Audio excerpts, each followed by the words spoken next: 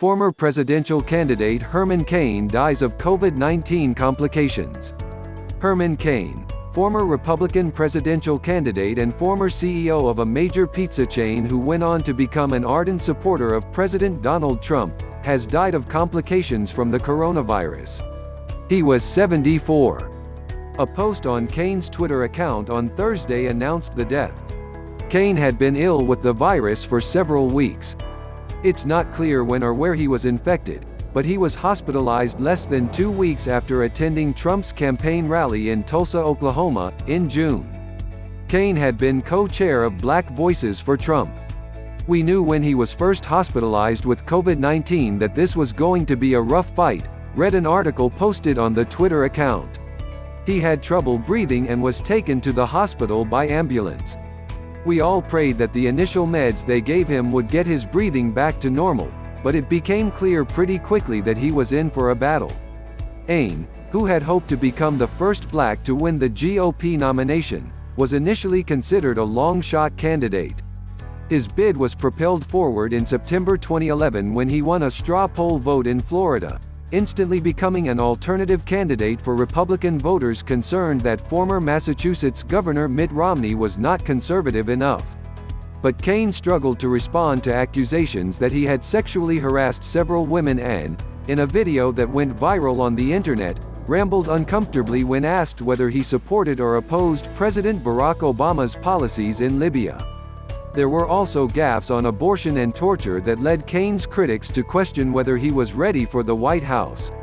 Just as Cain started surging in the polls, Politico reported that the National Restaurant Association paid settlements to 2 former employees who claimed Cain sexually harassed them while he was CEO and president of the lobbying group from 1996 to 1999. Another woman, Sharon Bialek, said that Cain, an acquaintance, groped her in a car in July 1997 after they'd had dinner in Washington. Bialek, who was then unemployed, said she had contacted Cain seeking job advice. Cain said he could not remember Bialek and denied sexually harassing anyone. "I don't even know who this woman is," Cain said during a news conference in Arizona that he called to quell the controversy.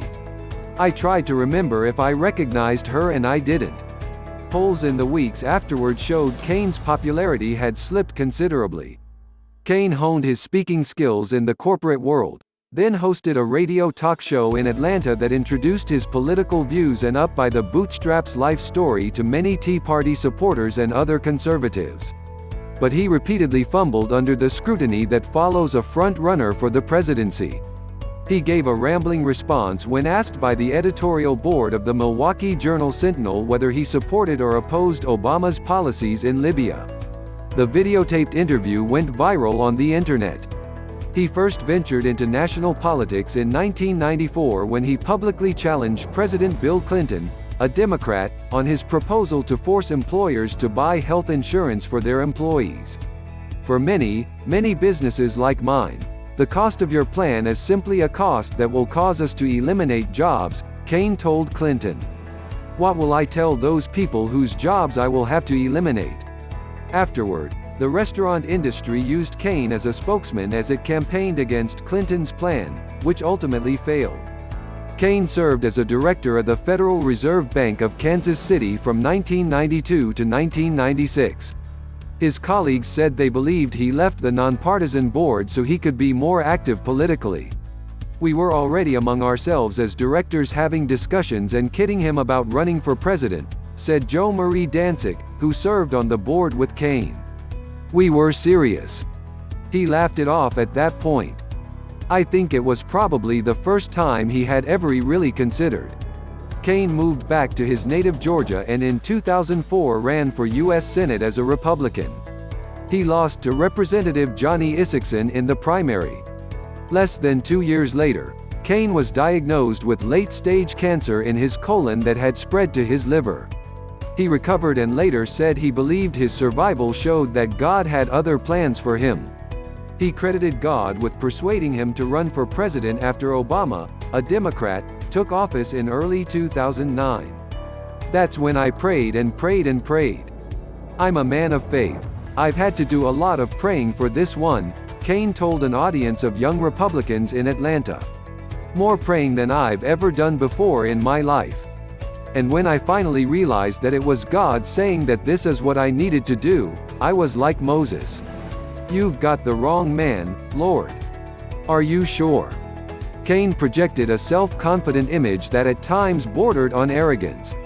He referred to himself in the third person. His motivation speaking company was named The New Voice Inc. The acronym stood for the Hermanator Experience. His run for the presidency was unlikely, considering his origins.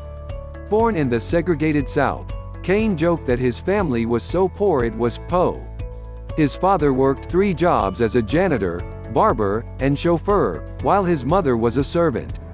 He graduated from Morehouse College, a historically black college for men in Atlanta, received a master's degree from Purdue University and worked as a civilian mathematician in the U.S. Navy.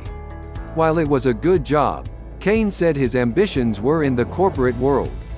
He wanted to be president of something, somewhere, he later wrote. He worked first for Coca-Cola, became a vice president with Pillsbury, then was appointed to run its struggling Burger King unit in the Philadelphia area. His success prompted Pillsbury officials to ask Cain to take over its floundering Godfather's Pizza chain.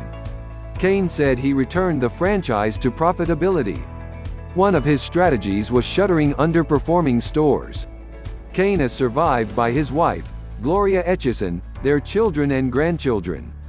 The centerpiece of Cain's campaign was his 999 plan, which would have replaced the current tax code with a 9% tax on personal and corporate income and a 9% national sales tax. Cain said the plan's simplicity would stimulate the economy by giving investors certainty. A Baptist preacher who made money giving motivational speeches, Cain had a talent for selling his ideas to conservative audiences with a straightforward style. If 10% is good enough for God, 9% ought to be good enough for the federal government, he told crowds. Acknowledging Cain's death in a tweet Thursday, Romney wrote, "Saddened that Herman Cain, a formidable champion of business, politics and policy, has lost his battle with COVID. St. Peter will soon hear 999. Keep up the fight, my friend."